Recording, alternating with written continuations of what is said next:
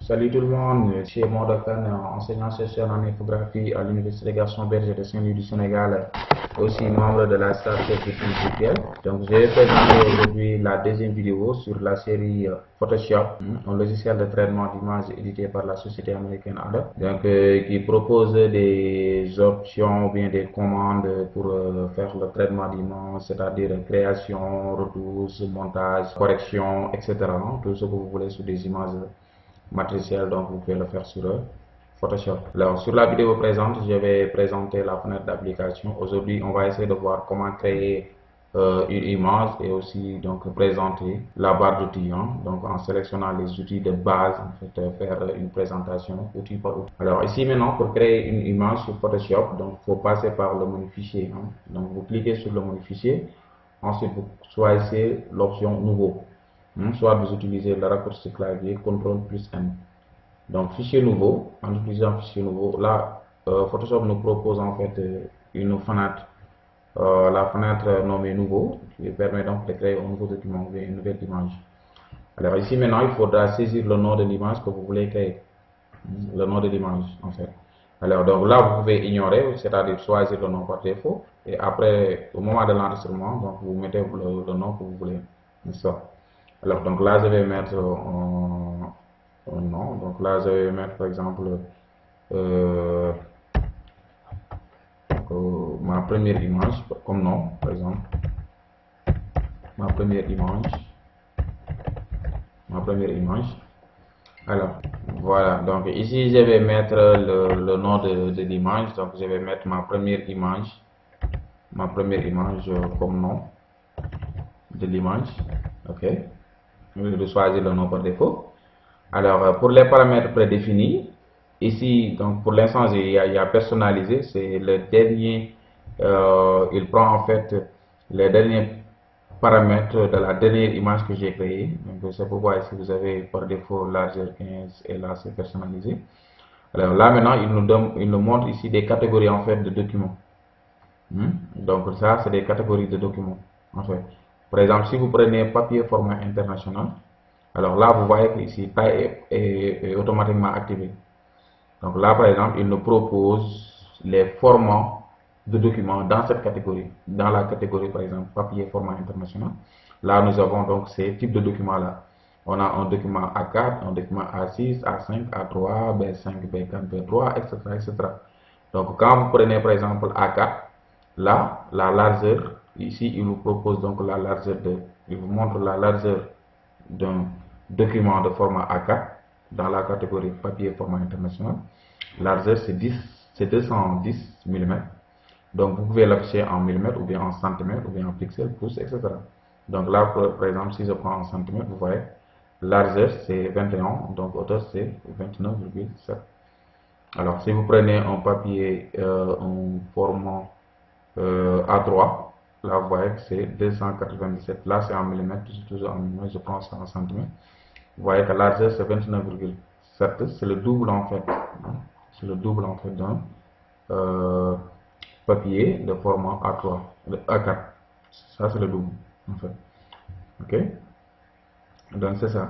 Alors si vous prenez par exemple la catégorie web, vous voyez que là il vous propose en fait des images ou bien des formats de documents en pixels.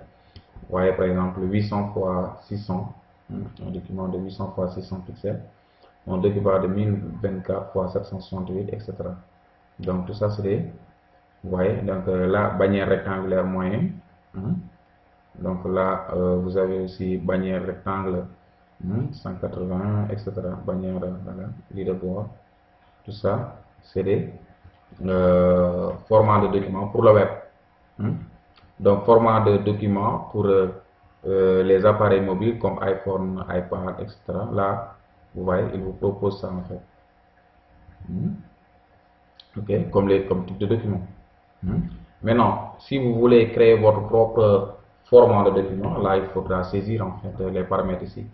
Vous avez la possibilité donc de modifier la largeur, la hauteur, etc. Ok, alors là par exemple je prends le document en centimètres. Donc ici je vais créer une image de 10 x 10. Là je mets 10, vous voyez, dès que vous modifiez, vous allez avoir ici sur la catégorie, sur les paramètres prédéfinis personnalisés. Là donc je prends 10 aussi, centimètres.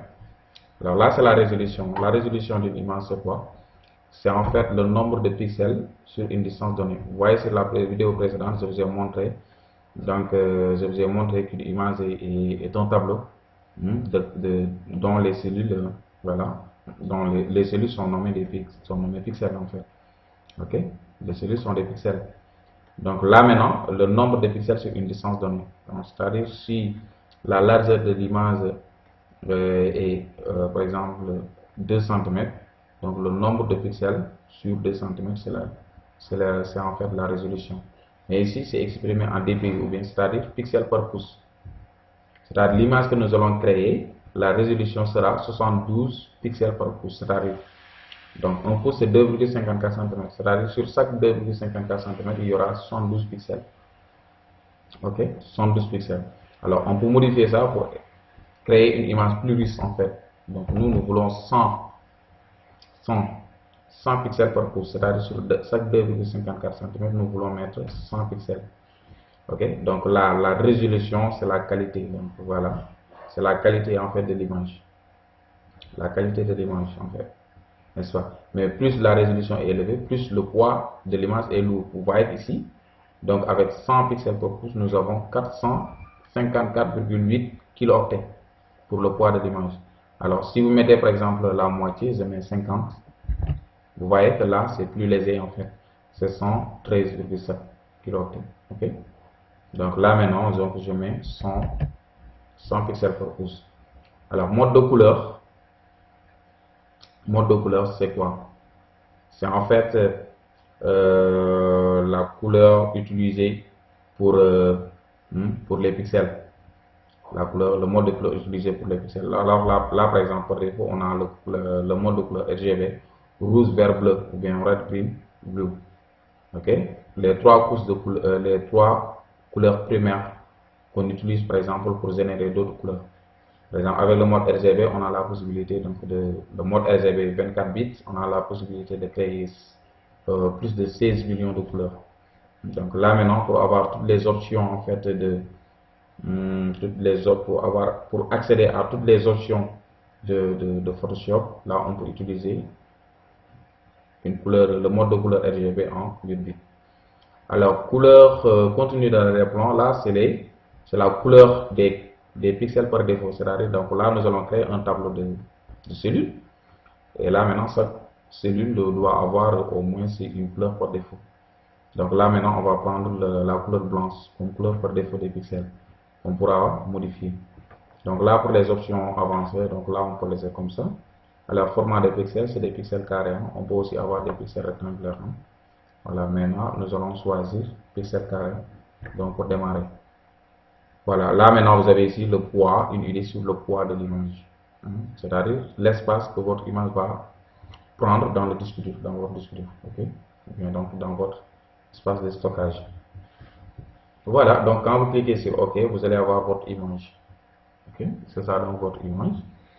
Alors là maintenant on a la possibilité donc je vais afficher l'image en taille réelle des pixels. Là c'est déjà en taille réelle des pixels parce que là nous avons l'image en 100%. Je vais l'adapter à l'écran.